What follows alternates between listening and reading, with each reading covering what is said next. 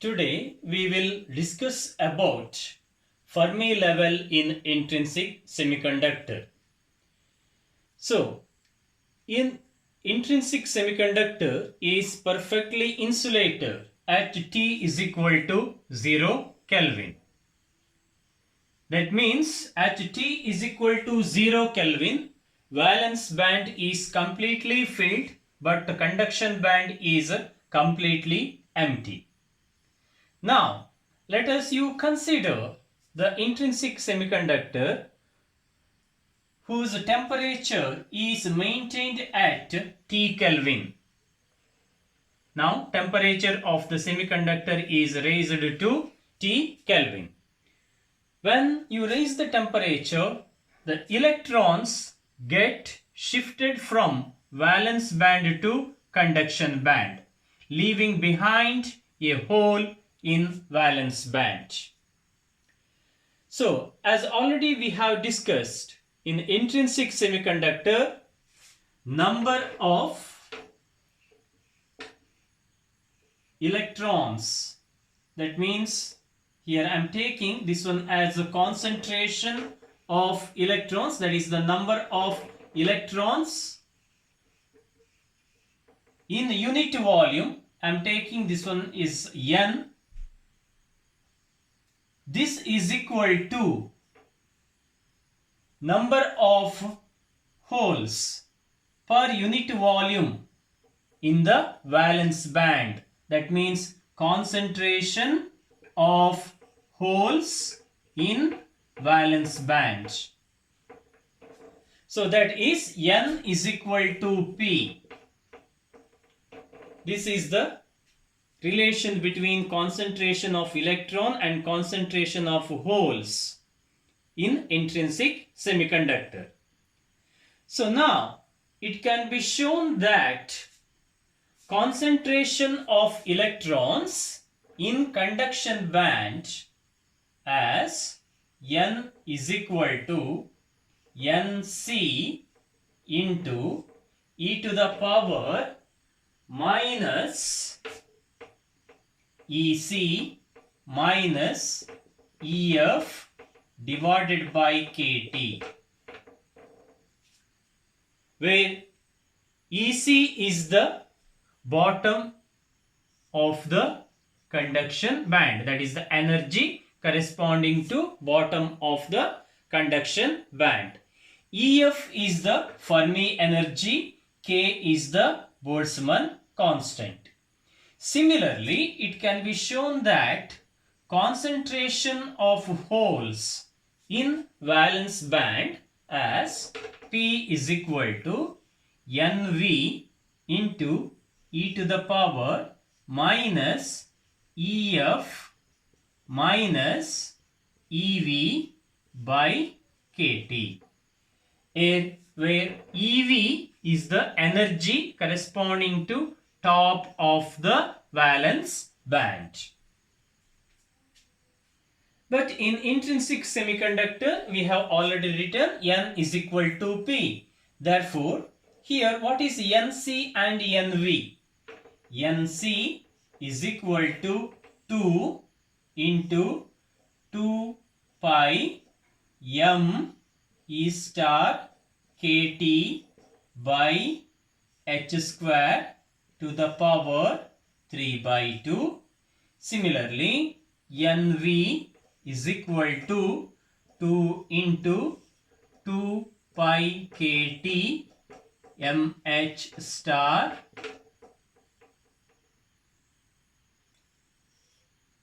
divided by h square to the power 3 by 2.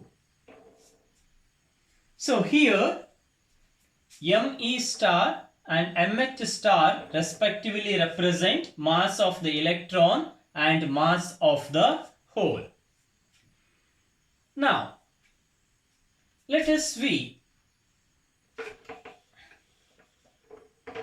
Substitute the values for N and P in this equation. N is equal to P. So, therefore, N is equal to P. N is nothing but Nc into e to the power minus of EC minus EF by kT. This is equal to NV into e to the power minus EF minus EV by kT. Now, this is equal to e to the power minus EC minus EF by kT. Bring this one to the left hand side, divided by e to the power minus EF minus EV by kT. This is equal to NV divided by NC. NV divided by NC. Now you bring this one to numerator. That is e to the power minus of, I am writing this one as minus of EC minus EF by kT into e to the power, it comes to numerator, becomes plus e to the power EF minus EV by kT is equal to NV divided by NC. So this is equal to e to the power minus EC, next minus EV, minus into minus plus EF plus 2EF by kT is equal to NV divided by NC. Now what you have to do is, to this you have to take log on both sides with base equal to E. Base E, log you have to take now. So that is nothing but log with the base E of e to the power minus EC minus EV plus 2EF by kT is equal to log with the base E NV divided by NC. So then it becomes log of e to the power x with the base E is equal to x log E with the base E. That is, log E with the base E is equal to 1. Therefore, it becomes x. Here in the place of x, you have minus EC minus EV plus 2EF divided by kT. Therefore, I can write this one as minus EC minus EV plus 2EF whole divided by kT is equal to log of NV by NC base E. Now next step is, what you have to do is, you have to find out the value of NV by NC. How you can find out? For this, already we have written the expression for NV and NC. So therefore you have to substitute the value. See, NV by NC is equal to, now substitute the value of NV, that is equal to 2 into 2 pi m h star kT to the power 3 by 2, 2 pi mh star kt by h square whole to the power 3 by 2 divided by 2 divided by 2 pi me star kt by h square to the power 3 by 2. Here 2 pi kt h square, these are common in numerator and denominator here, that get cancelled. Remaining terms are mh star to the power 3 by 2 divided by me star to the power 3 by 2.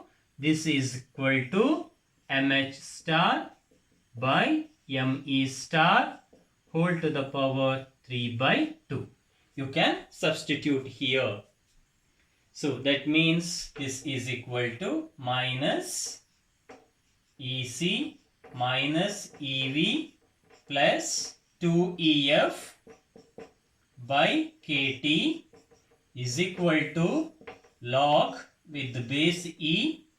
So now you have to replace NV by NC by MH star divided by ME star to the power 3 by 2. So therefore this is equal to 3 by 2 log with the base E MH star divided by ME star. So now what happens? You have to keep 2EF on the left hand side and you have to take other terms to the right hand side. Then it becomes 2EF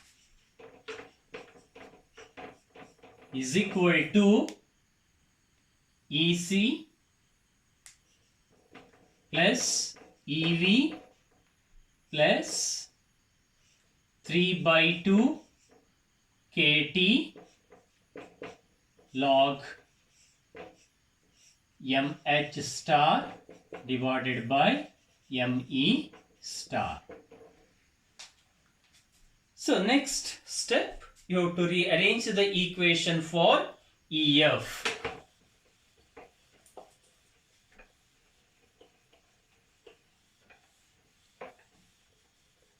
So when you rearrange it for EF, you are getting EF is equal to EC plus EV divided by 2 plus 3 by 4 KT log with the base E MH star divided by ME star.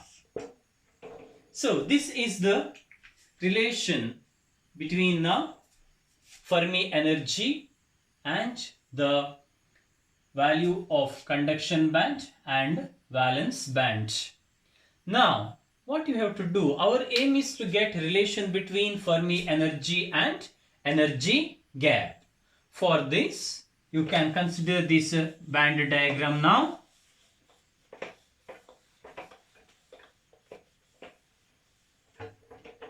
So this is EC, this is EV. EC plus EV by 2 means it comes to the center. So that is nothing but, this is nothing but EC plus EV by 2, that is center. But the energy difference between EC and EV is nothing but energy gap, that is EG. That means this EC plus EV by 2 line exactly lies between EC and EV. Therefore, this is equal to, that is the separation between central line and EV or central line and EC is equal to EG by 2. Therefore, what you can do is, this can be written as Eg by 2 plus 3 by 4 kT log E mH star divided by me star. So that means, suppose if mH star is equal to me star, then you are getting log of 1 with base e, right? That is equal to 0. Therefore, what you are getting then? EF is equal to Eg divided by 2. This reduces to 0 under this condition. That means you can say that the Fermi level lies halfway between the valence band and conduction band. That means this is the valence band, this is the conduction band, this is EC, this is EV. So this is nothing but EF, Fermi level. So that is equal to Eg by 2. So just see here. Again, I am explaining this. See, this is the valence band. This is the conduction band. So this is EC. This is EV. This is EC. Then this is EC plus EV by 2. So that means that is equal to Eg by 2. That is equal to EF. That is Fermi level lies halfway between the valence band and conduction band. So this is the relation between the Fermi energy and energy gap, or you can also say that how you can locate the Fermi level in intrinsic semiconductor. Now we will discuss about Hall effect. What is Hall effect? If a rectangular metal or a semiconductor slab, carrying a current density J is placed in a magnetic field, transverse magnetic field, here along Z direction, a potential difference is developed to both current density direction and magnetic field direction. This is called Hall effect. That means, consider an N-type semiconductor slab. This is the slab you are seeing in this diagram. You imagine that this is an N-type semiconductor bar or slab. See, this is X direction, this is Y direction, which is perpendicular to the plane of the whiteboard is Z direction. Schematically, I am representing this one as the Z direction. An voltage of V volt, that means an electric field equal to Ex, is applied across the slab, that is along X direction. Because of that, the current I is produced in the circuit. That means current density J is produced.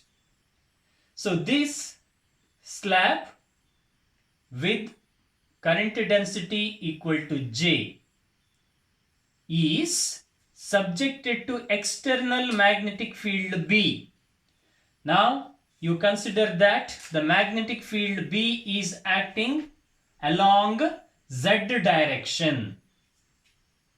When this happens, an EMF or the voltage is developed along y direction. This is called the Hall effect. See what happens. Now step by step let us see. See, when the semiconductor slab is subjected to external electric field Ex, that means an voltage is equal to V is applied across the slab along X direction. Now what happens? In the external circuit, current density J is produced. Now you have to apply the magnetic field B along Z direction. When you apply the magnetic field B along Z direction, okay, electrons experiences Lorentz force. That experiences Lorentz force. Its magnitude is B E V sine theta. Here B is the strength of the magnetic field we have applied along Z direction. V is the velocity of the electron. Theta is the angle between the magnetic field and velocity. But it is clear that magnetic field is along Z direction. Electrons are moving along X direction. Because of that, angle between B and V is 90 degree. That means theta is 90. Sine 90 is 1. That means electrons are experiencing the Lorentz force whose magnitude is equal to BeV. Because of that, electrons are deflecting towards the bottom of the slab. So that means at the upper side you have positive charges. That means according to left hand rule, if the current is represented by the forefinger, the direction of the magnetic field is represented by thumb finger, then the central finger represent the deflection of electrons. Therefore, it is moving downwards. So therefore, this is what happens when the transverse magnetic field is applied to a current carrying conductor. Now question is, till what time this deflection of charges take place? As you are observing here, as the electrons get deflected downwards, positive charges we are observing on the upward direction. So as time increases, accumulation of electrons here increases. Now because of this, what happens? An electric field is developed along y direction.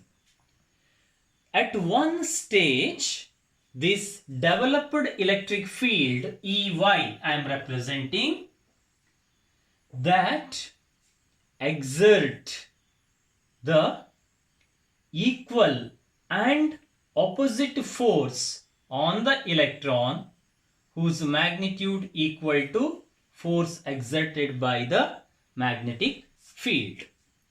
So that means what? If F is the amount of force experienced by the magnetic field downwards, this developed electric field which exerts equal amount of force in the upward direction. Because of this, what happens? Force exerted by the magnetic field get cancelled by the force exerted by the developed electric field along y direction. So now that means one side you have positive charge, other side you have negative charge. That means a voltage is developed along y direction. The voltage developed along y direction is called Hall voltage. That is called Hall voltage. That is VH. The electric field developed along y direction, that is EY, is equal to, I am writing EH, that is called Hall field or Hall electric field or simply Hall field. This is what you mean by Hall effect. So now let us continue our discussion on this Hall effect. So now, as already mentioned, the electric field developed along y direction is EY. This is equal to EH. Now, the force due to magnetic field, that force is downward force. So, downward force due to magnetic field is equal to BEV.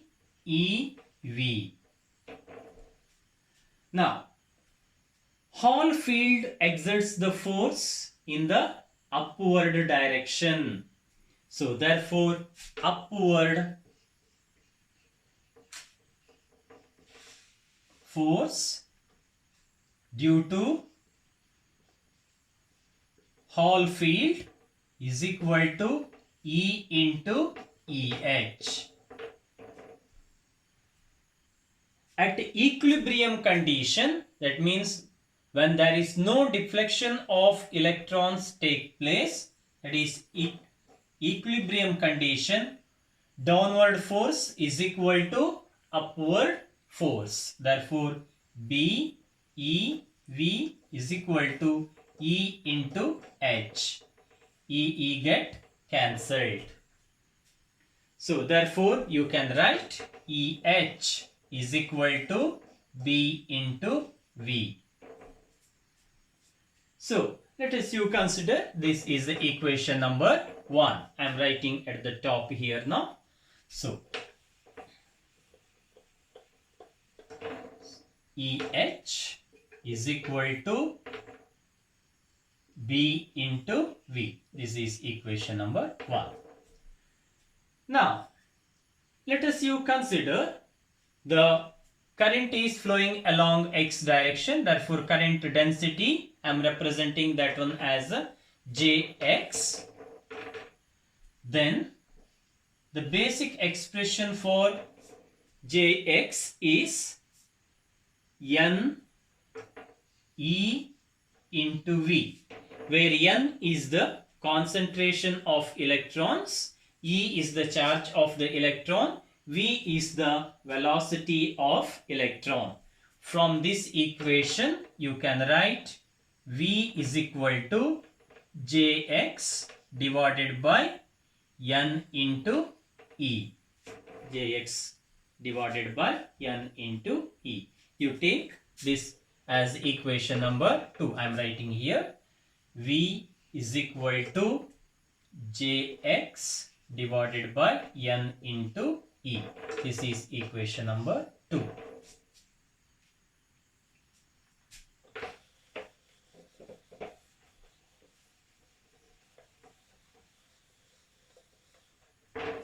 So now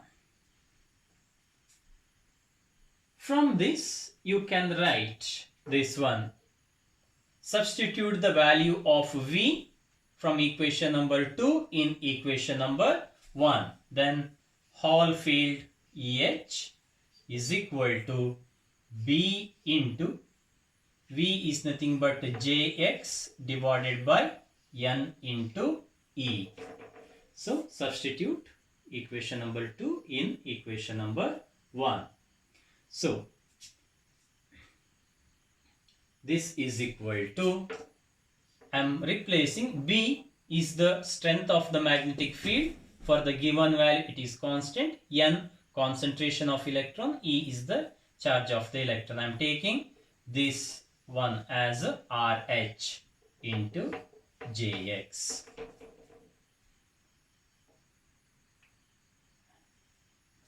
Sorry, here just you take 1 by Ne as RH into B into Jx, where RH is equal to 1 divided by Ne. This is called Hall coefficient.